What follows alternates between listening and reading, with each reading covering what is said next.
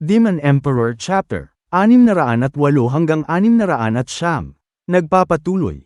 Ang dakilang dalawang dragon. Sumubok din sila ng kaluluwa ng dragon sa langit. Sa mundong ito, ilan lang ang pwedeng makakuha ng kapangyarihan ng dragon. Hindi susobra ng 5. Ang mga tao ay hindi na natuto.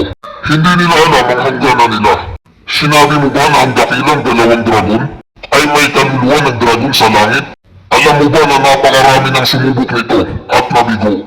Kapag gagawa ka ng isang kaluluwa ng dragon, maaaring buhay mo ang maging kapalit. Kung hindi lang ako nakakulong dito, hindi nila magagawa yan. Tama ka, Master. Pero dahil napakadelikado nito, kailangan ko rin bang pagdaanan ng ganon? Huwag ka nang magpalusot pa, ikaw ang nagustuhan ko. At magtatagumpay ka dito. Hindi ka tulad ng mga taong yan, na lumaki sa bundok na walang alam. Kapag tinulungan kita, siguradong magtatagumpay ka.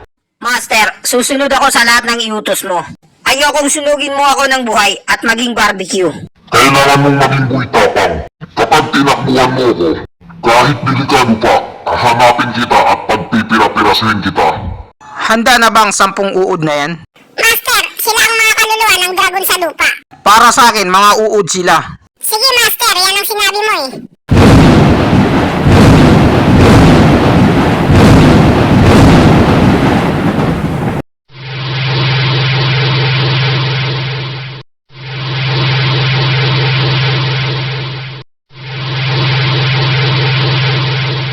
Grabe ang nangyayari sa kanila dun, ah. Sigurado, malayo na naman ang itinaas ng mataas na venerable. Nasa oras siya ngayon ng kanyang pag-iisa. Ha ha ha! Kahit ano pa yung pinaggagawa ng mataas na venerable, ang mahalaga ay busy siya ngayon. At hindi niya ako mapapakialaman sa mga gagawin ko. Magaling! Magaling! Ha ha ha! Nagdudura ako ng dugo!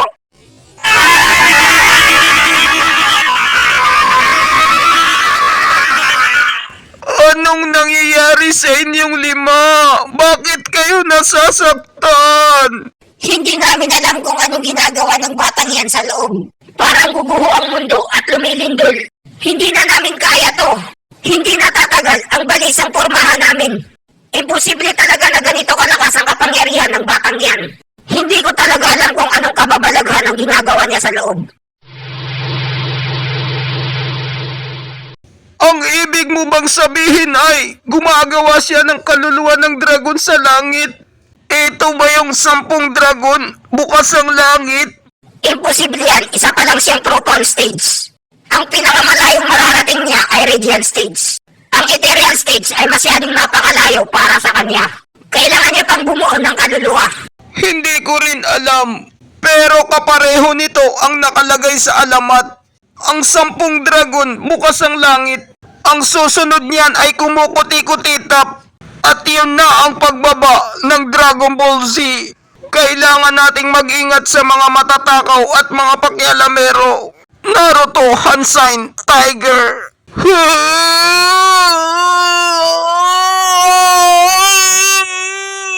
Limang may kapansanan. Kailangan nating ayusin ang harang at may tago ito. Crossing Dragon Seal! Dragon sa lupa! Lumabas ka!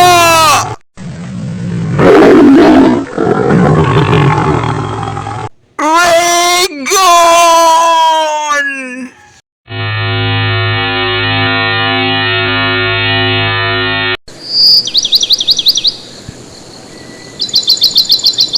Ano kayang nangyari? Tapos na ba?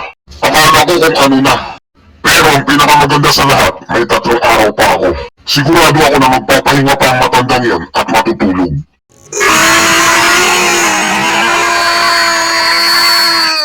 Grabe talaga ang batang ito. Ginagawa niya na ang pormahan ng kaluluwa ng dragon sa langit. Isa ka talagang henyo, parang si Sakuragi. Ikaw ang ikalawang tao sa buong kanlurang kontinente na makakabuo ng kaluluwa ng maaga. Sa wakas, ang Demon Sim Insecto ay nagkaroon na rin ng henyo. Binasbasa ng langit ang sekto natin. Bilang guardian niya ay walang katumbas na halaga. Kung ganon, ito pala ang dahilan.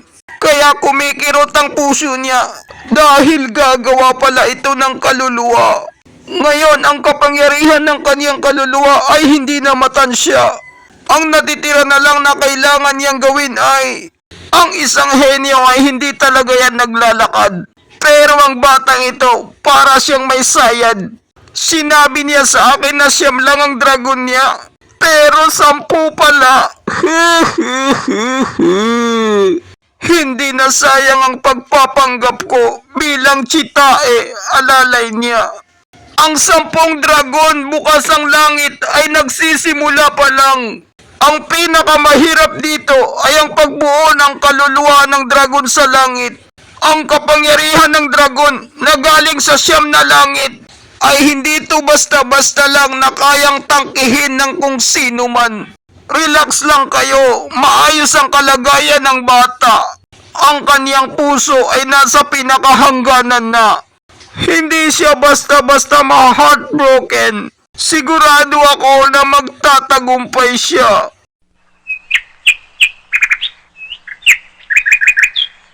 Magsisimula na ang ikalawang sesyon ng Tuwadkom Committee.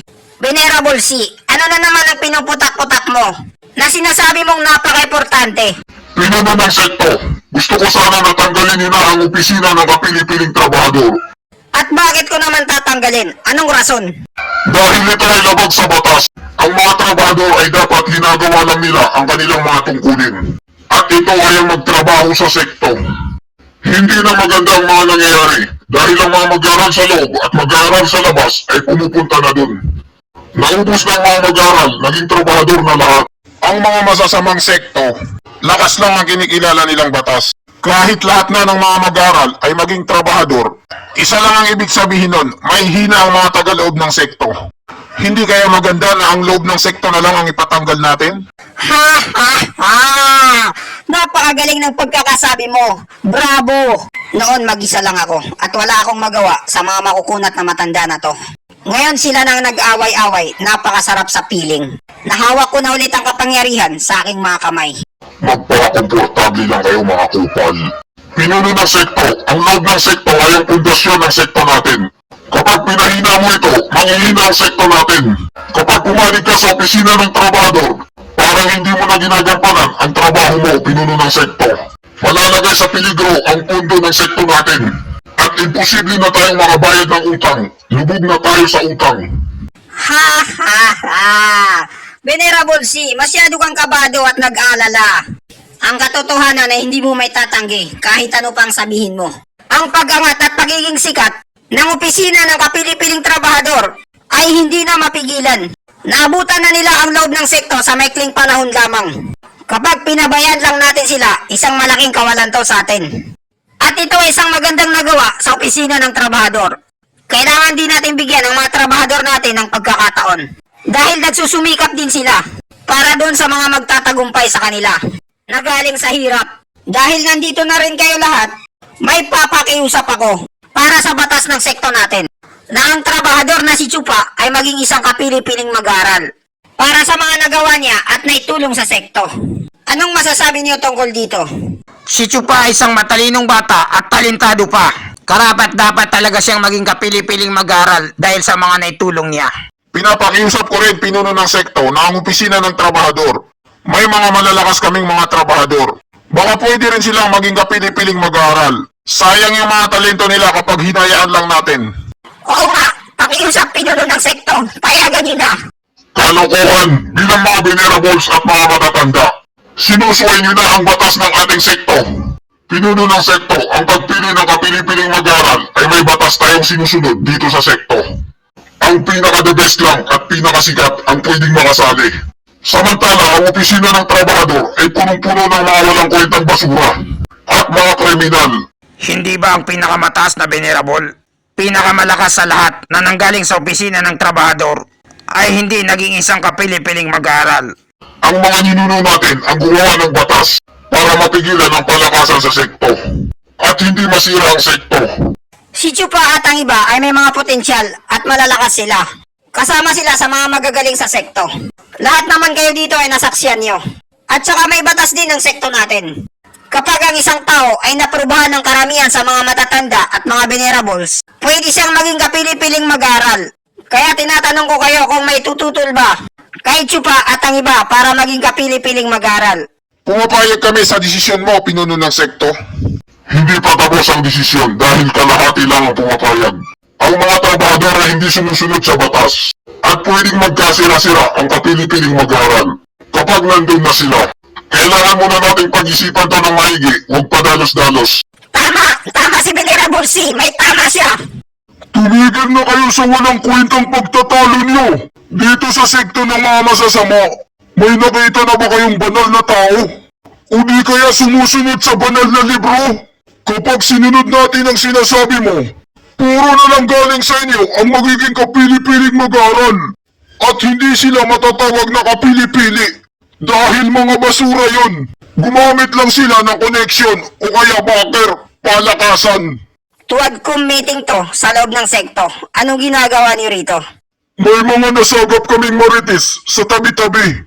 Natatanggalin na daw ang opisina ng kapili-piling trabahador. Pumunta kami rito at gusto naming makita kung sino ang kupal na yon.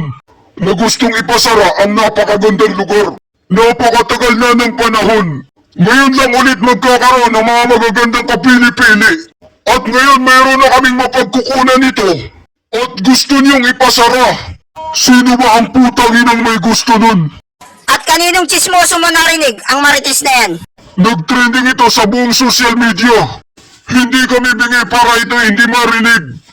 Kung ganon, usap-usapan na pala ito sa buong social media. Hindi ba pag-uusapan pa lang ito? Papaanong may nagpakalat ng fake news? Malupitong yang, ako ang may gusto nun. At ako ang nagre-representa sa mataas na venerable. Sa pamamahala sa loob ng sekto. Kailangan nating sumunod sa batas ng sekto. Alam kong nahuhaw ka na makakuha ng mga talentadong mag-aaral. Pero walang trabahador na magiging kapili-piling mag-aaral. Kapag nalaman to sa labas na ganito ang ginawa natin, magiging katawa-tawa tayo sa buong mundo. Sasabihin nila na wala nang magaling sa sekto natin. Ano? Ito ba ang tinatawag mong nakakahiya? Sasabihin ko sa'yo ang totoong nakakahiya. Pupunta ka lang doon, tapos bubugbugin ka lang nila. Ilang dosina ang sumama sa nakaraang pagtitipon ng 2 dragon. Tapos 4 lang ang nakabalik na buhay. Yan ang totoong nakakahiya. Hindi mo ba natatandaan sa pagtitipon ng 2 dragon? Ha ha ha! Napakahusay, Venerable C. Dahil ang mataas na Venerable ay nag-iisa ngayon at ang lahat ay nandito. Wala ni isa ngayon na nagbabantay sa opisina ng trabahador. At ang 2 atabs natin, pwede na nilang gawin kung ano man ang gustuhin nila.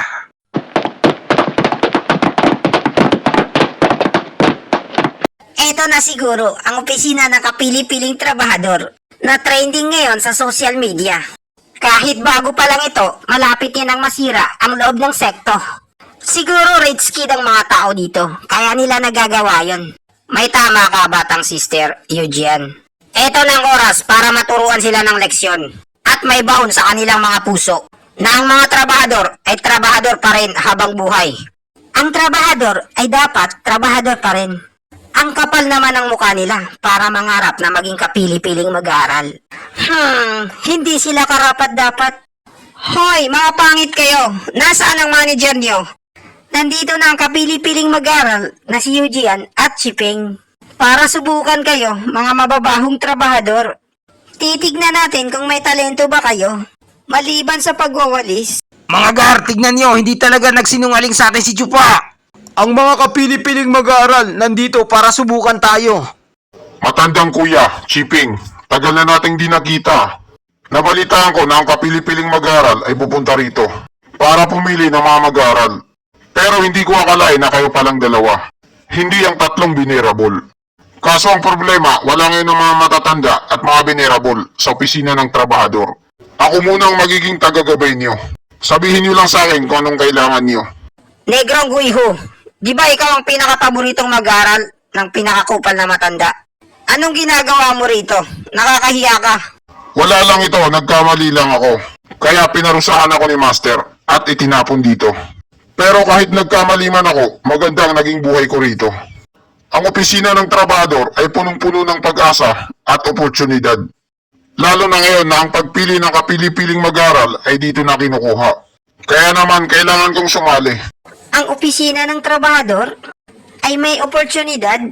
Huwag mo akong patawanin. Sisiguraduhin namin ngayon na wala nang bukas ang opisina ng trabahador. Eugene, ikaw, malanding babae ka. Sino ba yung kupal na yan? Matandang kuya, Tay-eng. Pati ba naman ikaw, napunta ka rin ba sa opisina ng trabahador? Ang basurang lugar na to, ayun lang ang tatanggap sa'yo. Napakayabang mo pa rin. Gusto mo bang mamatay? At dito nagtatapos ang chapter 608 hanggang 609. Maraming salamat po sa panunood nyo. Mag-subscribe para laging updated sa buhay ni Chupa.